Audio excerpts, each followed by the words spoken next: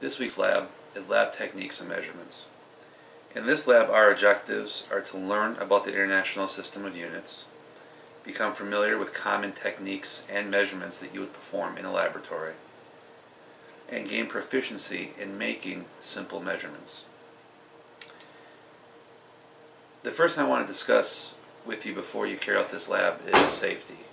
And one thing to keep in mind is that if you're performing this lab at home, in your kitchen or dining room, on the table, I highly recommend that you remove any tablecloth and just perform the experiment on the table. In this week's lab, you will be using the burner, and this is something that you want to be very cautious of as you perform the lab exercise.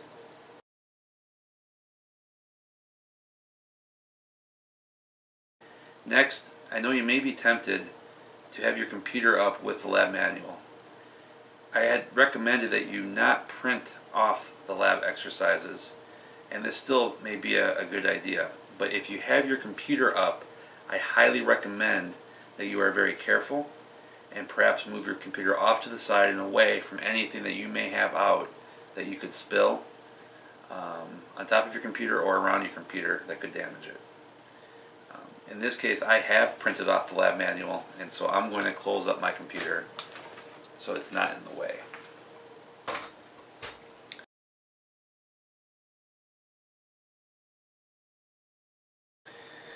The next tip I have is to read through the lab manual thoroughly before you even start the exercises.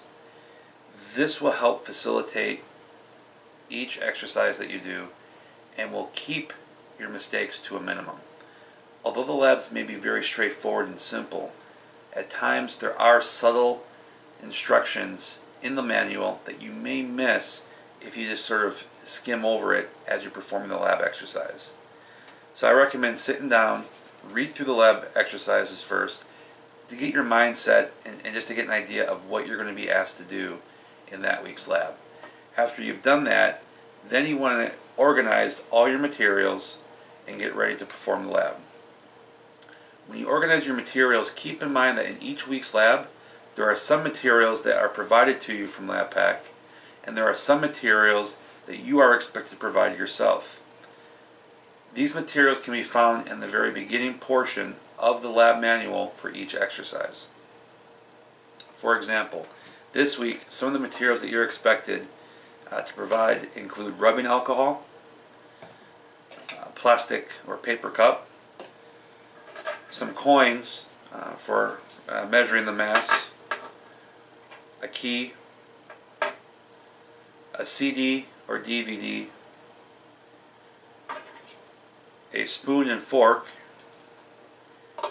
and then either a match or some sort of a lighter that you can use to light the burner. Now, the last safety tip I want to provide is to encourage you to use your goggles for every lab exercise. Now, this lab exercise that we're doing today may seem pretty straightforward, and goggles may seem a little bit of overkill. However, anytime you're using a flame or anytime you're using any kind of chemical, whether it's water or even rubbing alcohol, you want to protect your eyes.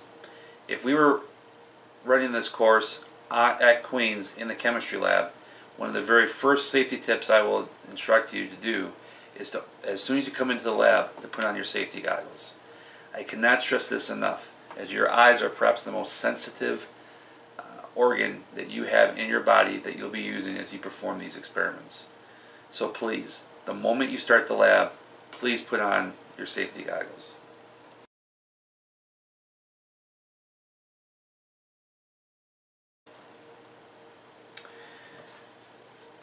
The other materials that you may need for this lab is a lab notebook. Now, I just went to the local store, box store, or grocery store and bought a cheap composition notebook.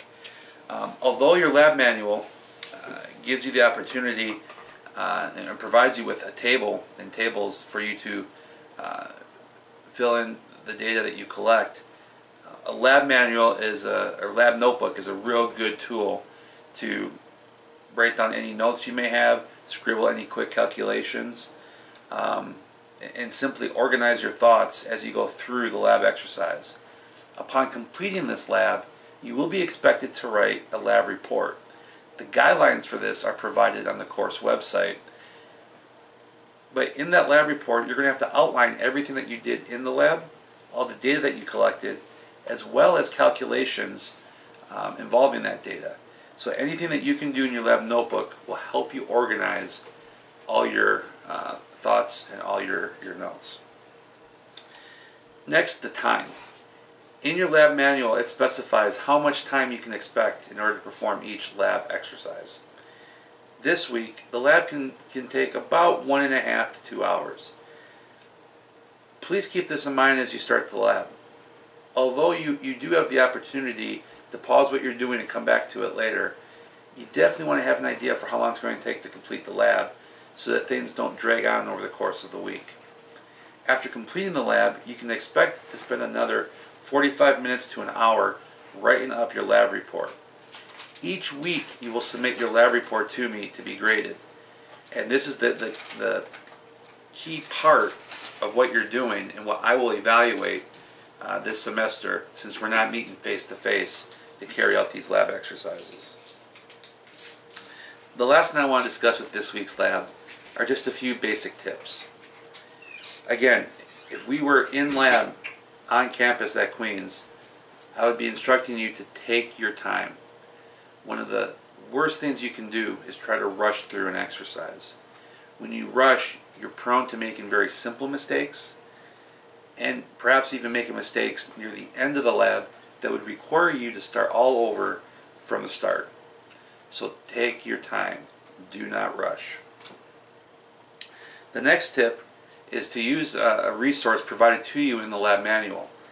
At the end of every lab is something called a laboratory or lab report assistant.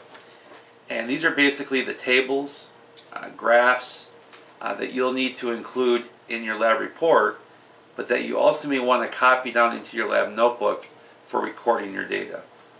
Now, if you do choose to print off the lab reports, feel free to write directly on them. However, again, I find it very useful to have a lab notebook to record anything that you may do. The final tip I have is, as I've already mentioned, you will be required to write a formal lab report. And the guidelines will be provided to you on the course Moodle page. And an example lab report will also be provided as well. So definitely, as we complete this first lab, take some time to read over those guidelines. And if you have any questions or concerns, please do not hesitate to contact me via email or phone. With that, you're ready to go for the first lab. Good luck, and again, let me know if I can be of any assistance.